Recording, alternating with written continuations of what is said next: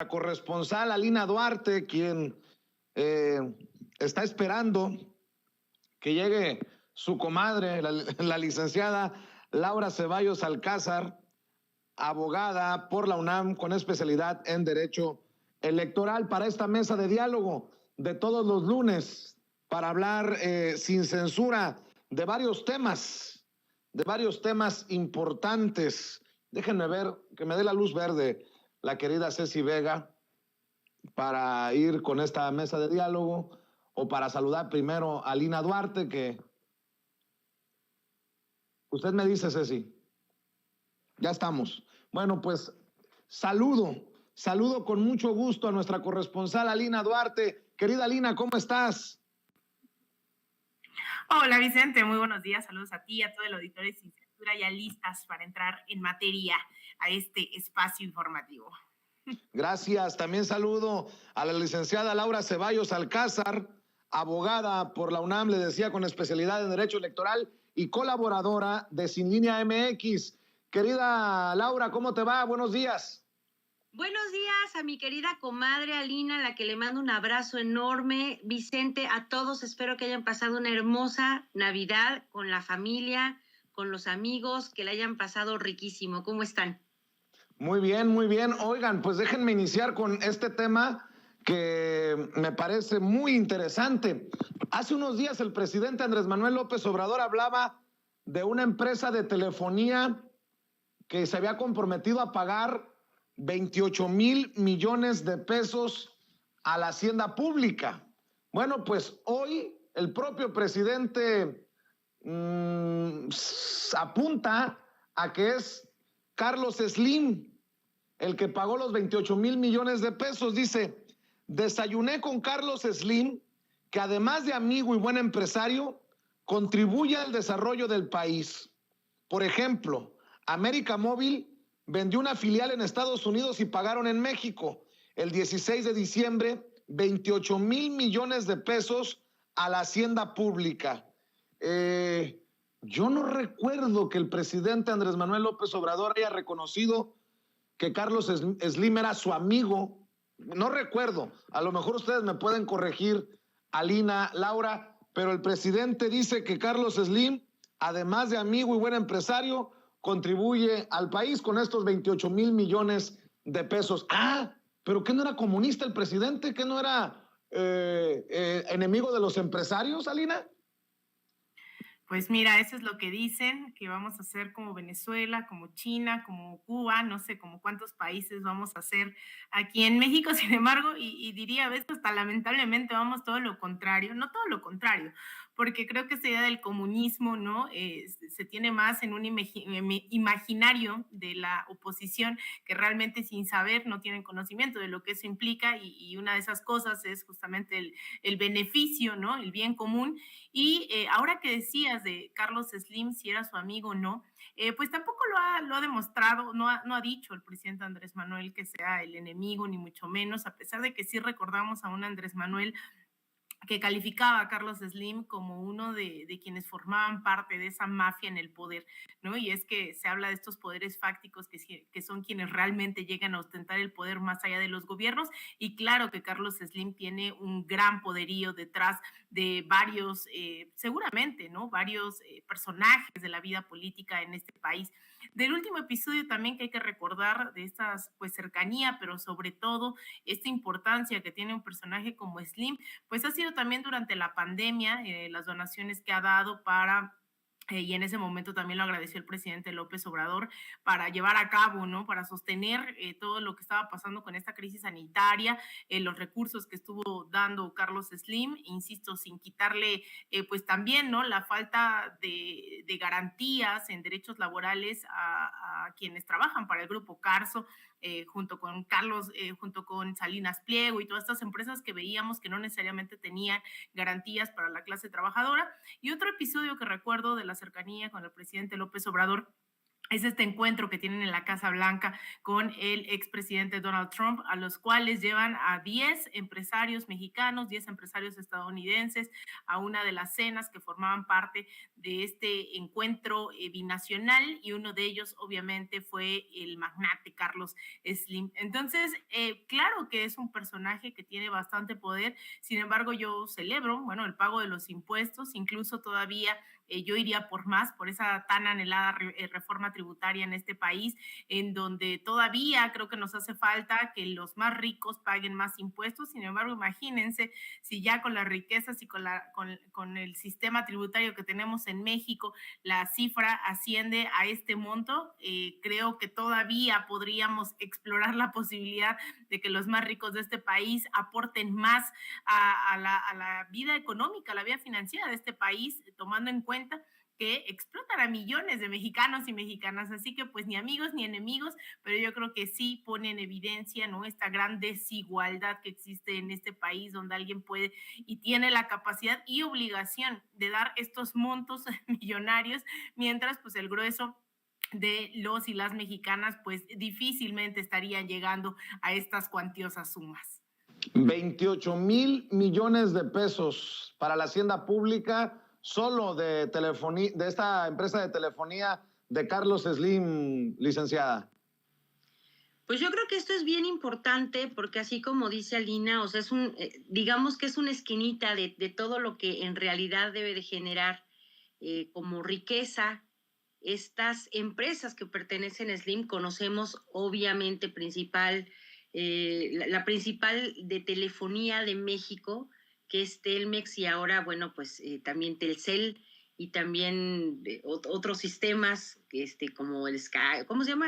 Bueno, los estos que sirven para comunicarse, pero además también es importante saber que este pago importante de impuestos hacen un buen revestimiento al erario público, Vicente, porque a mí me da mucha alegría ver cómo es que ahora los más ricos, los amigos del presidente, ya no se escudan en esa amistad que presumían antes de yo soy amigo del presidente y no pago. Ahora el presidente dice, mi amigo Carlos Slim paga sus impuestos, y esa es la parte importante. La amistad antes era cobijar pues esquemas de corrupción, y hoy eres mi amigo si eres parte de quienes se responsabilizan de esta riqueza que hace a México. Al final este hombre pues es rico porque tiene la fortuna de tener muchas empresas, muchos negocios de telefonía, de construcción, mineras, etcétera, pero es rico porque hay miles de personas mexicanas que trabajan para él, y entonces devuelve en ese sentido la riqueza a quienes la producen, y al final pues es lo que cualquier empresario decente debería estar haciendo. No habría que tenerle que aplaudir a lo que hace, porque pues es lo lógico, pero en este país que pues por años justo utilizaban esta amistad con el presidente o con el secretario de Hacienda o el secretario de Gobernación para no pagar, es importante porque me parece que se abre la puerta a un esquema de legalidad permanente en donde a nadie se le permite ya la cultura de como eres mi cuate, te perdono los impuestos. Entonces, me parece que el presidente hace muy bien en decirle que además de amigo es buen empresario, porque primero pondera al hombre y luego al empresario, pero pues no es para evitar que pague, sino para invitarlo a que si quiere seguir siendo su amigo, pues se moche como tiene que ser, porque no es justo que se produzca la riqueza y que no le regrese al país, que es la que se la brinda, ¿no? Así es. Alina, el presidente hoy en la mañanera dijo que considera que no son convenientes las denuncias penales contra los consejeros y consejeras del INE que votaron por aplazar temporalmente los procesos de revocación de mandato, que esto le da pues más carnita, que les da más pretextos. ¿Cómo ves esta declaración del presidente, que creo que es un jalón de orejas para más de uno? Bueno, en realidad ese jalón de orejas tiene que ver con la desesperación del pueblo mexicano, que hoy estamos, pues ya, hay que decirlo, desesperados, desesperadas de ver cómo el Instituto Nacional Electoral se vuelve unido de la oposición electoral, que tendría que ser un órgano que garantice igualdad, que garantice imparcialidad, y hemos visto todo lo contrario. Entonces, es evidente, ¿no? Y creo que es consecuente con este enojo, con este, pues, malestar de la ciudadanía, el que queramos proceder por todas las vías.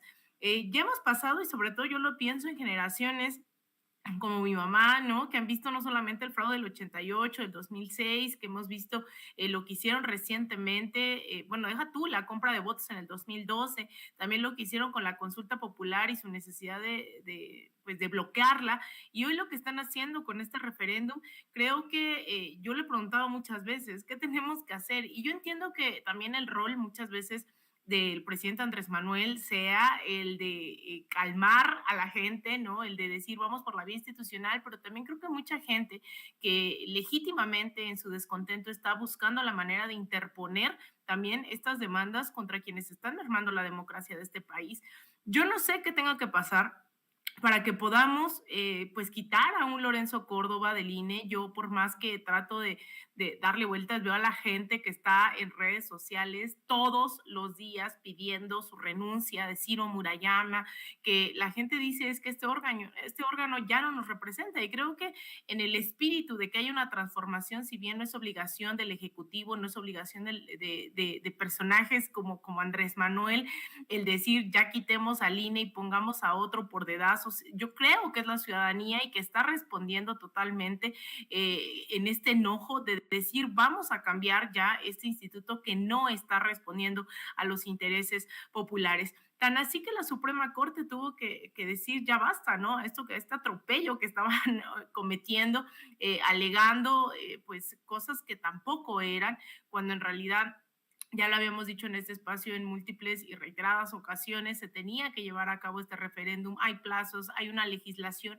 claro que son procesos que son perfectibles, pero más allá de las declaraciones de un presidente, Andrés Manuel López Obrador, diciendo como que les estamos dando, ¿no? Carnita, pretexto, yo creo que la población está respondiendo a un momento de la vida pública, política de este país, de organizar ese descontento, y también yo lo celebro, ¿no? Que encontremos las vías necesarias para encontrar instituciones, para reformar o hacer unas nuevas instituciones que estén a la altura del momento histórico, Vicente.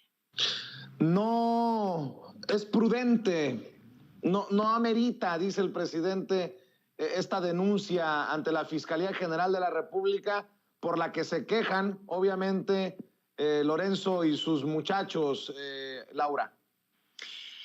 Mira, sí es prudente, es que el presidente es el que es el prudente aquí, pero al final de cuentas, Vicente, esto ya se le salió de las manos. Decía yo hace un momento en mi programa que como la canción de José Alfredo Jiménez, se sintieron superiores a sus fuerzas. El INE, esta cupulilla dorada, se ha pasado de lanza no una, sino varias veces, y no se habían enfrentado, no habían tenido que darse cuenta, no se habían podido dar cuenta que a la gente lo tiene ligeramente hasta el copete.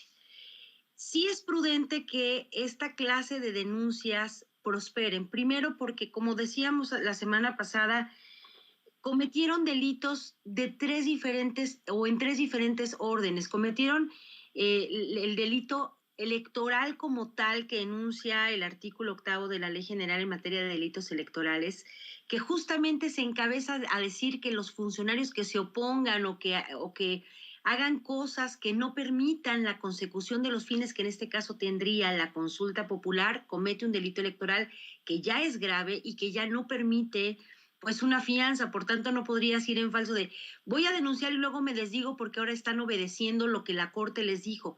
En ese sentido, no estamos jugando. Una vez que se interpone una denuncia, pues tú no puedes, o sea, claro que puedes ir y decir, pues me desdigo de la denuncia, pero no se vale porque no está en el orden de alguien que es ofendido por otra persona. Aquí ofendieron a la inteligencia del país, omitiendo además una orden que la propia Corte ya les había dado, y obviamente ahí caen, digamos que de lo electoral a la parte penal, y justamente yo decía que cometían el delito de coalición de servidores, pero hay que rectificar, es un delito además contra la administración de justicia que dice el artículo 225 del Código Penal, en la fracción quinta que dice no cumplir una disposición que legalmente se les comunique por su superior competente sin causa fundada para ello. Este superior competente fue la Suprema Corte de Justicia de la Nación, que ya les había dado la orden cuando el INE interpuso esta controversia constitucional, y el INE les dice, ustedes no pueden suspender y tienen que realizar todas las etapas del proceso de revocación de consulta, y ellos por sus pistolas deciden suspender.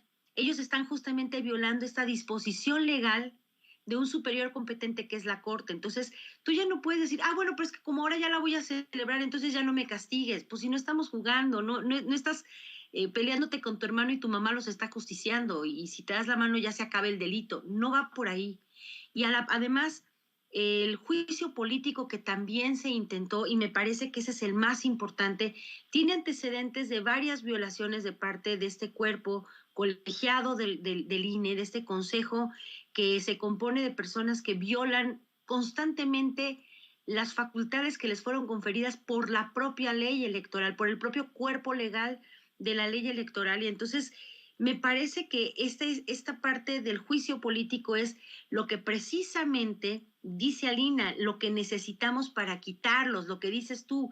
Si nosotros no tenemos un antecedente, en este caso político y administrativo, judicial y administrativo, el juicio político como que no prosperaría. Sin embargo, una vez teniendo estos antecedentes, que además está claro, porque ellos dicen, está bueno, pues ya la hago, pero no tengo dinero, siguen arrebatándole a la democracia la oportunidad de prosperar justo por esta idea de que están en una situación precarísima, lo que no es cierto.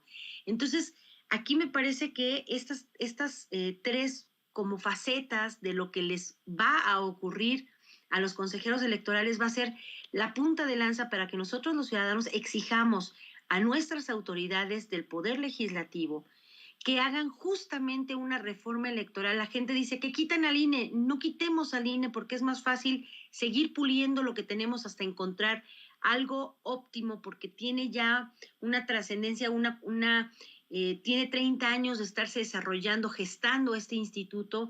Lo que tendríamos que estar haciendo es obligar a que se homologuen las elecciones para que sean cada 6 y cada 3 años, y entonces el INE no tenga razón de existir permanentemente en el tiempo, porque todos los procesos requieren que se instale un colegio electoral con 8 meses de anticipación. Entonces, por eso conviene que haya 3 elecciones hoy y 6 mañana y una después, para que ellos sigan subsistiendo. Entonces, hay que reorganizar al INE, hay que trabajar en esto, pero para poderlos quitar tenemos que tener pues un sustento legal, y ese es el sustento. Entonces, el presidente es el que es el prudente y el que dice, pues ya no se peleen, miren, dense abracitos, pero esto ya sobrepasa los abrazos.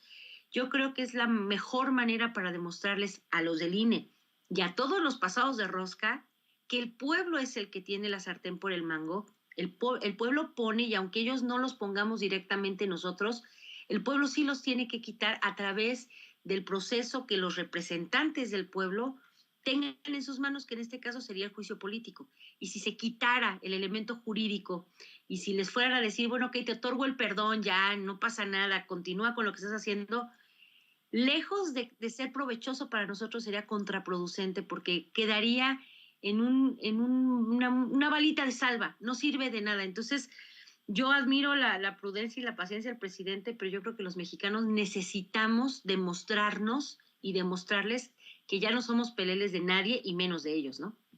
Así es. Y bueno, como yo le he llamado aquí al presidente, es el provocador profesional número 1 de México. Hoy mencionó que en enero se liquida completamente la operación por Deer Park, esta refinería Deer Park que ha adquirido Pemex en Estados Unidos, y también aprovechó para burlarse de Calderón por esa barda que construyó como refinería Felipe Calderón. Por eso lo odian al presidente, porque aprovecha cada oportunidad precisamente para restregarles en la cara el cinismo, la hipocresía. Querida Lina, en enero se cierra esta operación tan criticada por la oposición, esa oposición que seguramente sí ve con buenos ojos la barda de Felipe Calderón. Pues mira, yo no sé dónde le pueden ver de bueno gastar más de 1.700 millones de dólares en la construcción de una barda. Se hablaba de que estaba acondicionando el terreno, se retiraron residuos, pero definitivamente no nos llegaría al costo, ¿no? Esta operación, esta refinería que ahora la buscas en Google Maps, no sé si lo han intentado y aparece como refinería Borolas. Si ustedes ponen ahí el nombre en Google Maps, así aparece. Yo creo que no hay mucho que ahondar en un gobierno como el de Felipe Calderón, que ha estado marcado por los derroches, por la corrupción, incluso un monumento a la corrupción como lo es la Estela de Luz. Lamentablemente yo creo que no hemos hecho todavía lo suficiente. Se intentó esta consulta popular de juicio expresidentes. Todavía hay muchos mecanismos que se tienen que llevar a cabo, que se tienen que implementar para lograr ver a estos personajes que ofendieron durante décadas, durante varios sexenios al pueblo mexicano. Ejemplos hay muchísimos, no solamente es esta refinería, todavía vienen a criticar los otros proyectos que se están llevando a cabo, la adquisición de otras refinerías, cuando lo único que vimos fue el robo, ¿no?, a manos llenas de las riquezas, no de un gobierno, no de alguien, sino del pueblo mexicano, y que hoy definitivamente estamos tratando, ¿no? Y creo que a mí también me parece increíble que la gente esté al tanto de esto, que a pesar de que ocurrió en otros sexenios, la información y estos espacios, estos noticieros, estos espacios informativos independientes no existían y tampoco eran debate, a pesar de que esto estaba ocurriendo todos los días. Así que, pues yo creo que todavía tenemos un montón de cosas por las cuales clamar justicia y un montón de razones también para haber enjuiciado a un personaje como Felipe Calderón. Querida Laura, también te escucho a ti. Pues sí, es que es justo eso. Vaya, esta idea de que antes la corrupción y antes el tapar el sol con un dedo era la onda, pues ya no. Y de verdad me regreso un poquito a esta pedido de auxilio, a esta llamada de Lorenzo Córdoba a decir, no me tienen que perseguir políticamente. Es que se les olvida que lo político es todo. Y el presidente, aunque les concede y dice, no los persigan, miren, sean buenecitos, pero al mismo tiempo, pues como lo dices, es el provocador número uno, es el primero que nos echa sal en la herida y vuelve a repetirnos lo que nos ha costado la corrupción, lo que nos ha obligado a dejar de lado, pues primero la dignidad, y tenemos que soportar a un sujeto ebrio, consuetudinario, guerrillero, pero a la mala, grillero, ladrón, y nos lo tenemos que soplar 6 años, y encima tenemos que aplaudirle su estela de pus y su media barda, que no alcanzó ni para las otros 3 lados de la barda. Vaya, me parece que el presidente nos dice, piénsenlo, sean conscientes, responsables de su propia realidad. Hay que medirle bien las palabras al presidente, no las dice nada más porque sí, no es irresponsable, lo que nos dice es, hagan de la democracia un instrumento cotidiano. Este maravilloso ejercicio que se va a llevar a cabo, porque por más que le quieran cucharear, yo hace 8 días decía que le estaban cuchareando en serio, le estaban quitando lo más posible, presentaste más tarde y a lo largo de la semana cómo le fueron echando piedritas al costal y quitaron a Gaby Jiménez y a otras personas, como lo dijo el diputado que es el representante de Morena en la Cámara en el Consejo del INE. No es ya posible tapar el sol con un dedo. Van casi 10 millones de firmas para decirle al INE, ¿qué crees? Ya no tienes la sartén por el mango.